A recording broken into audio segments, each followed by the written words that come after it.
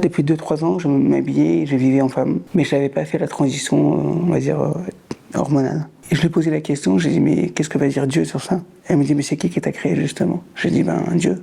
Et elle me dit, mais lui, c'est mieux que toi déjà. J'ai sauté le pas et ça a été un soulagement. J'ai pleuré de joie en fait. J'ai Samira et je suis fière d'être une femme trans maghrébine. J'ai commencé à me poser des questions depuis l'âge de 5-6 ans. Je comprenais que j'étais différente, que j'avais un regard différent sur les choses et que je me sentais une petite fille. Je subissais en fait du harcèlement à l'école, en tant qu'enfant sourd, en tant qu'enfant surdoué un petit peu. Et alors si j'étais une fille qui s'assumait, ça aurait été plus compliqué. Quand on est dans un corps de garçon, on nous pousse à être un garçon joueur, limite casse-cou et très fort. Alors que moi, pas du tout. Enfin, j'arrivais jamais à m'identifier en tant que tel. C'était très dur parce que personne ne pouvait se mettre à ma place. Même si j'en parlais à mes parents, ils me disaient non, mais tu veux juste faire l'intéressant, alors que pas du tout. Je me disais, tant que ça reste dans ma tête, je vais rester en sécurité. Ma puberté, elle n'était pas celle que j'attendais d'avoir. C'était assez horrible parce que je commençais à avoir des poils aux jambes, je les ai rasés, j'en voulais pas.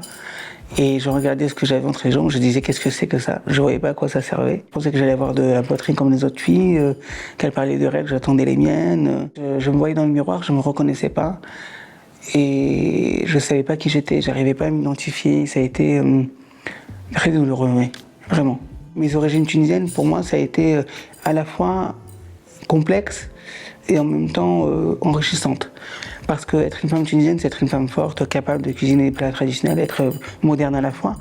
La Tunisie, c'est le seul pays qui a autorisé l'avortement avant la France, dans le monde arabe. En revanche, la mentalité n'avait pas évolué en même temps que les lois pour tout. Et moi, de ce que je voyais, c'est qu'être une femme tunisienne, c'était être une femme toujours cantonnée à un rôle de maison, de foyer. Et je ne me reconnaissais pas dans ce rôle-là de femme. J'ai commencé ma transition hormonale à ma date d'anniversaire cette année, donc en mars. En fait, j'ai fait une rencontre avec une personne d'origine kabyle à Marseille. C'est une femme dite lesbienne. En réalité, c'est un mec trans qui n'a pas fait sa transition. Et on s'est reconnus.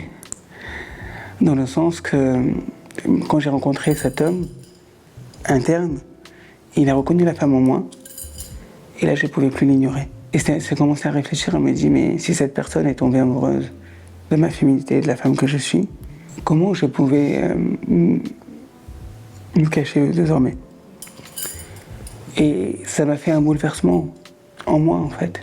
Et je l'ai commencé grâce à une rencontre que j'ai faite avec une copine qui est une femme trans marocaine. Parce que, en fait, depuis 2-3 ans, je m'habillais et je vivais en femme, socialement, vestimentairement. Mais je n'avais pas fait la transition, on va dire, hormonale. Et je lui ai posé la question, j'ai dit, mais qu'est-ce que va dire Dieu sur ça? Elle me dit, mais c'est qui t'a créé justement? J'ai dit, ben Dieu. Et elle me dit, mais lui, c'est mieux que toi déjà. J'ai dit, c'est vrai. En fait, j'avais besoin d'une musulmane qui me dit, mais regarde, tu vois, moi je suis musulmane. Et je l'ai faite parce que justement, Dieu le sait. Et c'est par des personnes musulmanes que j'ai accepté ma transition, justement. C'était par ma religion que j'ai pu accepter ma personne. Parce que mon islam, c'est aussi une paix intérieure, donc pour la femme intérieure que je suis. Et j'ai sauté le pas, et ça a été un soulagement. J'ai pleuré de joie en fait. J'ai pleuré de joie parce que je me dis, enfin, là je vais vivre. J'ai fait mon coming out à ma mère l'année dernière. C'était assez surprenant d'ailleurs parce que la première question qu'elle m'a posée, c'est est-ce que je vais faire une transition hormonale quand je lui dis que je suis une femme? Elle me demande pas qu'est-ce que ça veut dire, elle me demande est-ce que je vais faire la transition hormonale. J'étais estomaquée sur le fait qu'elle connaissait déjà cette expression. Je m'y attendais pas. Elle m'a toujours vue comme une fille, mais elle a peur pour le regard des gens. Et c'est ça le problème, c'est que dans les mentalités de village, des petites villes, c'est le regard social qui fait peur, qui empêche les gens d'être eux-mêmes. Mon coming out, je l'ai fait à mon père aussi, en lui rappelant en souvenir où il m'avait vu m'habiller avec des vêtements féminins que je faisais en secret. Et quand je lui ai rappelé ce souvenir, il a compris. Il savait en fait. Et mon père me posait la question comment je pouvais venir à son enterrement.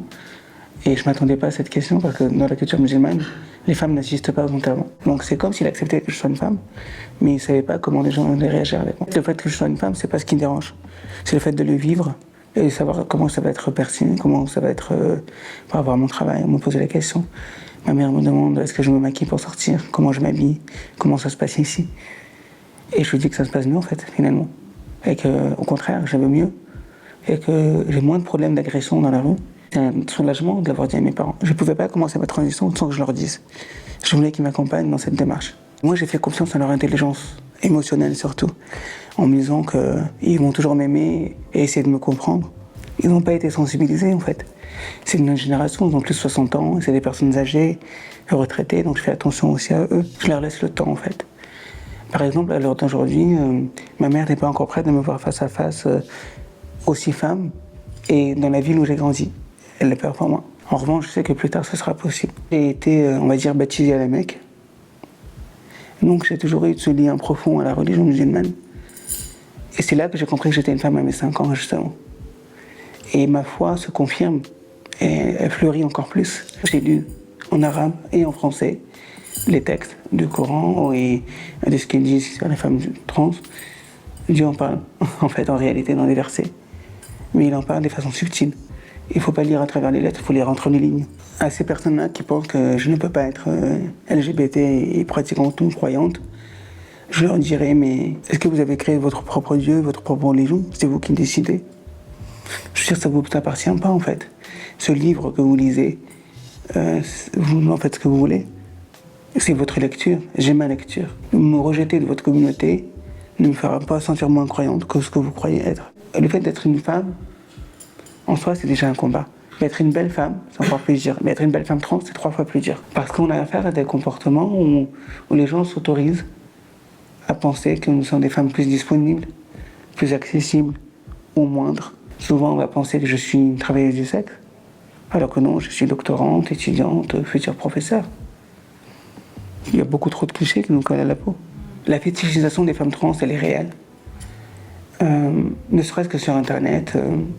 Moi, quand je fais créer un profil pour site de rencontre, comme n'importe quelle personne, on va me demander est-ce que je suis d'accord d'accepter telle situation. Je dis non, c'est impossible. Je suis une femme avant tout et traite-moi comme une femme, respectable et respectueuse.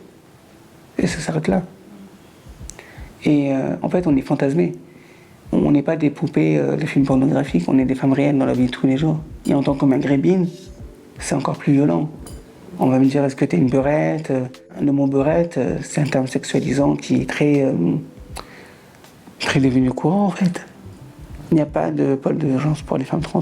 Ça n'existe pas. C'est la première chose que je voudrais qu'on crée. C'est urgent. Beaucoup de femmes se suicident, en fait. Elles se suicident parce que tous les jours, elles subissent des agressions sexuelles, physiques. Moi-même, j'en ai été victime. J'ai porté plainte. Et en fait, j'ai pas trouvé d'association qui était capable de m'accueillir en situation d'urgence d'agression sexuelle pour me protéger. Je voulais pas retourner chez moi. On va où? Moi, j'ai choisi de me battre. J'ai choisi de ne pas me laisser faire. J'ai choisi d'avancer. Ça coûte cher, en fait. Ça coûte cher parce que on perd des amis, on perd une famille. Mais c'est en construisant sa propre famille qu'on essaie de se reconstruire. Et je crois que c'est un peu le parcours de chacun. Trans ou pas, en tant que femme, on est dans une société française, on doit prouver qu'on est une femme forte et indépendante, maternelle et à la fois féminine. Oui, assez, mais pas trop. C'est des injonctions sociales qu'on essaie de répondre ou de justement de ne pas répondre. Moi, ma féminité, je la construis encore tous les jours. Je la vis, mais je la construis en fonction de mon ressenti. Et oui, je suis heureuse de vivre et de pouvoir aller au bout de mon ressenti surtout. Et c'est mon droit, c'est ma liberté. Personne n'y touchera. J'essaie d'être une femme qui porte un message au monde, justement. Comme je dis toujours, avant de cultiver son bien-être, il faut cultiver l'être. Et ça, c'est très important. Oui, je suis fier de ce parcours. Et c'est une fierté que je revendique, je milite. Je suis fier de la femme que je suis devenue, que je vais devenir plus tard. Tout à fait. Et je serai encore plus fier de voir d'autres personnes faire leur transition ou vivre leur vie. Et je serai là pour les soutenir. Soyons fiers ensemble.